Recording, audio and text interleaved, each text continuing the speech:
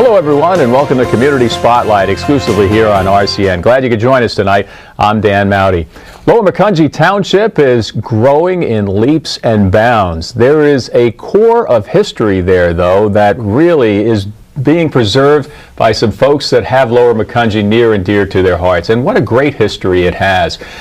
You've got that history, you've got some great development going on there. Population is growing in Lower Macungie, one of the fastest growing areas in the Lehigh Valley and in all of the state of Pennsylvania. We're very happy to be focusing tonight on Lower Macungie Township's Historical Society and all of the good work that they're doing in that township. Joining us today, we have the Vice President of Lower Macungie Township Historical Society, Ann Bartholomew. Ann, welcome to Community Spotlight. Thank you. We also have one of the instrumental people in the development of Hamilton Crossings, Tim Harrison. Tim, welcome to Community Spotlight. Great to be here. And also joining us is the president of Lower Macungie Township Historical Society, also an author of Roush Handwork and Company Builders, Jordan, Pennsylvania. That's Sarajane Williams. Sarajane, welcome back to Community Spotlight. Thank you. Sarajane, I'll ask you to kind of get things started off here. Lower Macungie Township, great place as far as all that it has to offer. Fantastic school district. The quality of life there seems to be very good. You've got some new stores and great places to shop there. What's it like being a resident? Well, that's a good question. It's a wonderful place to live. I think people feel safe. They have a lot of amenities. It's close to everything that you'd want. And we still have enough farmland preserved that, and we're working on preserving more open space with the help of our commissioners to keep it very livable. Fantastic. And your involvement with the Historical Society, how did that all begin? There was a home that was scheduled for demolition, and I became incensed over that because it was a beautiful historic structure, and the barn as well. And I went to one of the meetings and decided that I had to become an active voice in the township to preserve historic structures. So that was the start of it, and I met Ann Bartholomew and her husband Craig, who were the leaders in the Historical Society. And they became great inspirations for me, and here I am. Fantastic. And you've been a part of the Historical Society from the start then? Yes, actually before the Historical Society was formed, I was chairman of the Bicentennial Committee in the township, and that's when we published this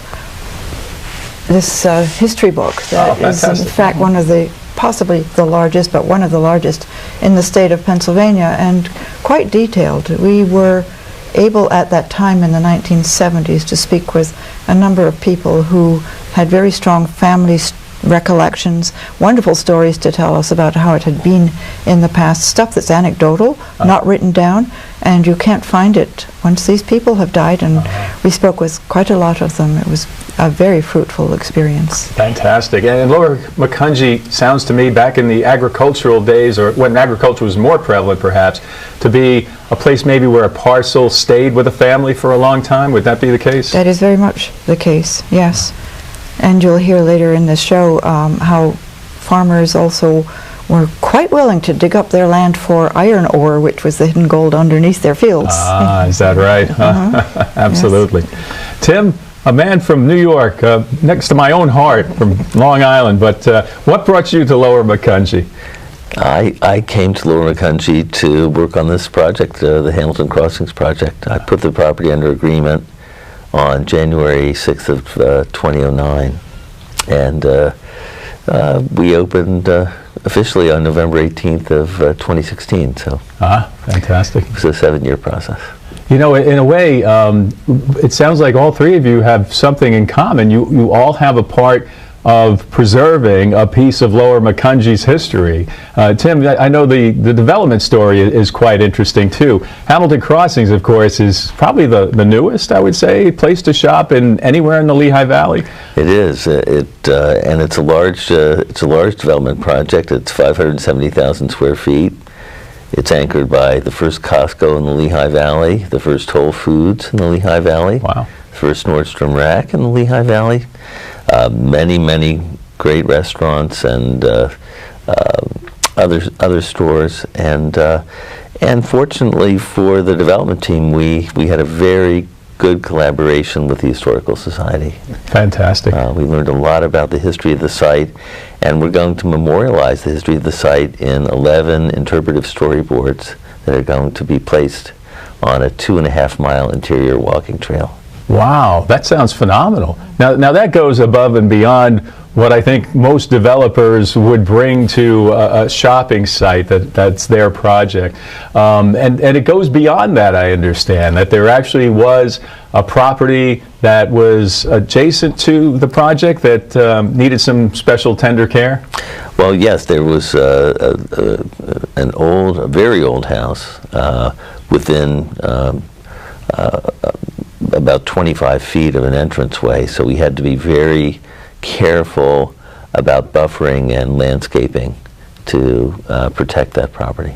Ah, interesting. And of course, the property came to light. I imagine the Historical Society had a great interest in making sure that the new and the old could kind of peacefully coexist right next to each other. Well, the log house is the property, so to speak, of the Lower Macungie Township Historical Society, and that's how we met Tim. And we negotiated this wonderful outcome of having the storyboards, and they graded the property for us and put a walking path in, and did some landscaping, and it really is beautiful. The outside looks better than it ever did.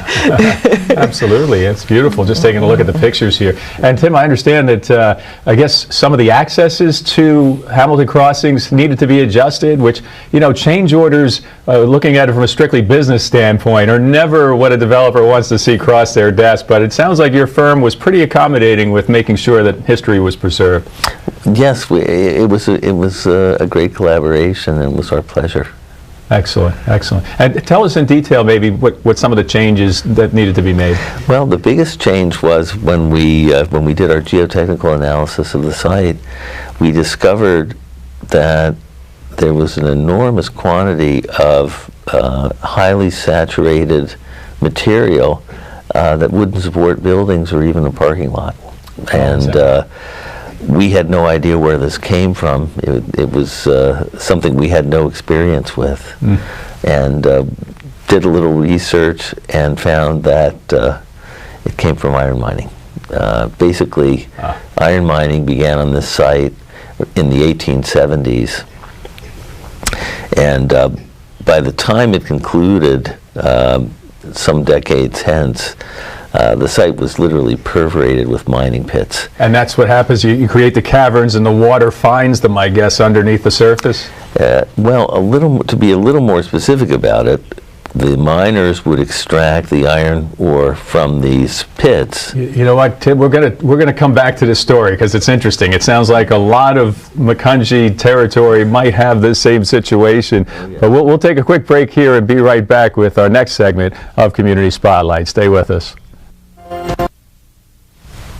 And you're back with us here with Community Spotlight. We're talking about Lower Macungie, and specifically the Lower Macungie Historical Society. Great township and such great history. We're learning about some of the developing that has gone on there currently, which kind of reflects back on some of the development that took place there in the form of mining in years gone by. Our guests again, Ann Bartholomew, Tim Harrison, and Sarajane Williams. Tim, we were talking a little bit about some of the challenges, and you know, it's probably easy to see, or it takes talent, no doubt about it, to find a parcel of land that would be a good place to develop, depending on what your purposing is. What a great place Hamilton Crossings is for world-class shopping, but it sounds like you found some interesting under-the-surface challenges there. Some major challenges that related to the legacy of iron mining on the site, and literally 333,000 cubic yards of material that had to be removed and replaced with clean fill before we could build. Is that right? Wow. And I guess the problem was that in the mining days there was a process that... Right. When the iron ore was extracted from the ground, it was embedded in sediment, and that sediment had to be washed off. So water was used to separate the sediment from the iron was then taken to the foundry, but the sediment was typically just deposited right back into the mine pits as soon as their economic viability had been finished. And that's what we found. The site was literally perforated like Swiss cheese with these pits. Some were deeper than 28 feet. And we had to dig all that out. Wow. Put it in dump trucks, about 50,000 dump truck loads, and wait, how many? 50,000, and take it to another location where a landowner was willing to allow us to impound it. I see. They took the hard stuff out of the ground and they put the soft stuff in there, and that didn't make for a very good foundation. It sounds like, but adequate for a log house, I would think. Well, the log house was not on the same location as this particular shopping center. So, yeah, it was not in a field, and the fields were the ones that tended to be vulnerable to this exploitation of the resources below. Now, one thing Tim didn't say is that he found a historical remnant there that we really didn't know about. It's sort of referred to in a couple books, but he found remnants of an old railroad that was never constructed. It was fully graded. It was to have brought Schuylkill County or Schuylkill Valley anthracite through to Allentown for the iron furnaces. But then a panic took place. Every 20 years or so there was a panic, major financial slump, and they stopped work on it, completely stopped work on it, but they had done bridge abutments, and he found some. Oh yes, we had a small piece of property still owned by the Reading Railroad. We had to go negotiate with them and buy it. Really? Yeah, it was 20 feet wide and 60 feet long. So was it pretty much buried at this point? Just a piece of land that had been part of an old railroad right-of-way that went right across the site. As Ann said, the railroad was never built. Most of the land had been sold over the years, but Reading Railroad still owned a tiny piece, and we had the rights. We had to buy it. Wow, that's just remarkable. And you know, the rail has a significant place in history when it comes to Lower Macungie Township. Absolutely. What are some of the facets of that part of the history? I think Ann can. Yeah, I can pick up on that. It all really came about because of anthracite being found in eastern Pennsylvania. First, the canal was used to transport anthracite. Then they built railroads along the river, Lehigh River. Then the Schuylkill Valley anthracite was being shipped by canal down to the Philadelphia area. But there was so much demand for it because it was the fuel of the Industrial Revolution. And they built a railroad. The first one was the East Penn branch of the Reading Railroad, became the Reading Railroad. It was originally the East Pennsylvania Railroad, and it came right through Albertus, Lower Macungie, Emmaus. You'll find that there were little furnaces, local furnaces, dotted along there because the anthracite was being brought in as the fuel for the furnaces. The limestone that was used as flux in the furnaces was found in local limestone quarries, and the ore, as we have described, was found all around the area. In fact, Lower Macungie had more iron ore mines than any other municipality in the whole of Lehigh County. Yeah, in the 1880s, in the decade of the 1880s, Pennsylvania produced more iron ore than any other state in the United States, and Lehigh County produced more iron ore than any other county in Pennsylvania. Interesting. And the technique to mine the ore was? There were two techniques. The technique most common was just digging pits and extracting ore. The other technique was to prepare shaft mines, which went deeper into the ground, but they were much more difficult to do. I see. And was it a case where some of these farm owners were doing their own mining? Or? Yes. So you had family farms and family mines all in one? Yes. Actually, the mine on the Hamilton Crossings property belonged to a family by the name of Bastian, Jonas Bastian, and he and his sons mined the property themselves. Generally, they contracted with one of the local furnaces or agents for furnaces.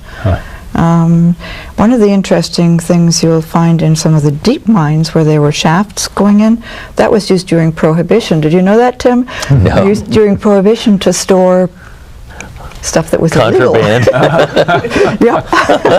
A thriving part of the local economy. We actually built a public art installation as part of Hamilton Crossings 2, which is a replica of what a mining head frame would look like above a shaft mine. Fantastic. Which would raise and lower a mining car. And we actually acquired 2 antique mining cars as well. And then we're taking a look at it. That is that is an eye catcher. That's unique right there. And what a great piece of history to be able to preserve. Yes, that's a visual focal point of the whole shopping center. Fantastic. So that's kind of, you would see those kind of sprinkled about the terrain and the horizon back in the day, I guess. Exactly. Probably not bright red, but yes. Not when they were actually being used, right? What was more prominent was the washeries, because they had to take all of this ore out of the ground, and they would carry it up to a high point, and then they would have streams of water going through it and long runs that would be depositing the clay at the bottom. Wow. Fantastic. So much to learn, and so much interesting heritage to be found in Lower Macungie Township. We're here with the folks from the Historical Society from that great township. We'll have some more right after this on Community Spotlight. And you're back with us here on Community Spotlight. LMTHistory.org. That's Lower Macungie Township History.org if you want to spell it out, but LMTHistory.org is the place to go to find out all about the rich tradition and heritage of Lower Macungie Township. And Bartholomew, Tim Harrison, and Sarajane Williams, kind enough to spend part of their day here with us in our RCN studios. And these signboards sound great. Hamilton Crossings, the new place to go shopping, also has a 2.5-mile circuit for walking, and you can learn a little bit about Lower Macungie Township's history on those signboards. Such things as Kings Highway and Jasper Mine come to mind. But let's talk a little bit about the signboards. Ann, I know you've had a big part in what went on those boards. Well, Tim was actually very generous and sort of surprised us by offering to make these big signboards, which we had never worked on before. We collected photographs and text. That was the hard part, because you have to condense like pages and pages of information into 300 words, and I've never done such tight writing in my life, but we got it done. And I think that we have enough illustrations there that people are going to be very intrigued by our local history. It's much broader than just farming with a few villages dotted around. And we've gone into the cultural aspects too, barns and other decorative arts and music, and villages which coalesced around a few central buildings at crossroads usually. We talk about the Kings Highway, which is Hamilton Boulevard. That's right along the southern border of this new shopping center, and it in fact was one of the most important highways in Pennsylvania and the early American colonies. It was authorized by the King's agents, and it was constructed in the 1750s, if I'm correct, and it was just a dirt track, but it was an official road. Much of it followed Indian trails that had been used for centuries, obviously. So you said commissioned by the King. So before, by the King's agents. Before the USA was a country. Oh, yes.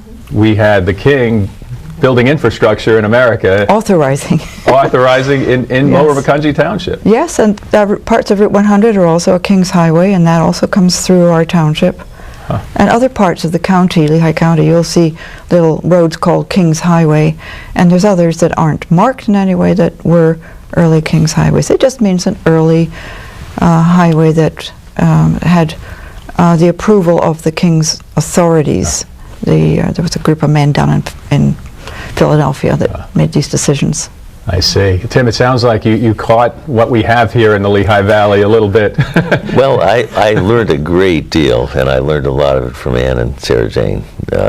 There are 11 different topics. The interpretive boards are organized topically, so as you walk along the walking trail, starting in the environs of the Lower Macungie Township Park, where the log house is, you'll go chronologically, starting with the Native American people who lived in the township, then the early settlers, then as society evolved in the township, different businesses, transportation, art and culture, education, Fantastic. And it really tells a very thorough story. Excellent, excellent. You know, I got to give this historical society great credit for being able to communicate your story in so many different fashions. The signboard's a great illustration right in the space that people occupy on a regular basis, Hamilton Crossings, where they do their shopping.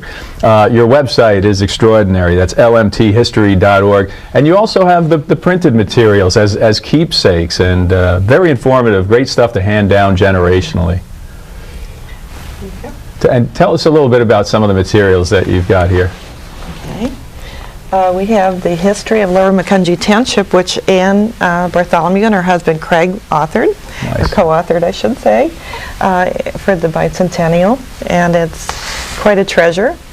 We have a newsletter that's published 2 or 3 times a year that has very informative articles, some short, some longer. We had a 25th anniversary celebration and put together a booklet with stories about the township and the history. We had a barn expo. We've had barn... And the barns are extraordinary. I Yes. imagine Pennsylvania Dutch influence on many of these Yeah. barns? Yes, Pennsylvania Dutch, Pennsylvania German, however you'd like to Yeah. refer to it. And recently we had barn stars painted on the Shantz Barn, which is located next to the community center in Lower Macungie Township on Brookside Road, with Patrick Donmoyer overseeing the project, and Eric Claypool, who's several generations, and his family have been barn star artists. So we're thrilled with the results of that. And the barn stars, I understand, served an architectural purpose too. They kind of held things together with structural integrity. No, they were considered to be more decorative, Oh, is that right? I but see. some believe that they were like blessings that you would put on the barn, or talismans, or whatever you would want I to call see. it, that would ensure there was safety for Excellent. the animals and that type of thing, or rain or sun. Excellent. Yeah. Well, the other thing I want to quickly mention, as we're almost out of time, your website lists the seminars that you put on with the folks that are in the know, the experts. Some great stuff there. Folks, I want to thank you for coming on Community you. Spotlight today. And again, it's lmthistory.org. Lower Macungie Township Historical Society has a lot going on. Hope you enjoy that. I'm Dan Mowdy. Thanks for joining us tonight on Community Spotlight. Good night, everybody.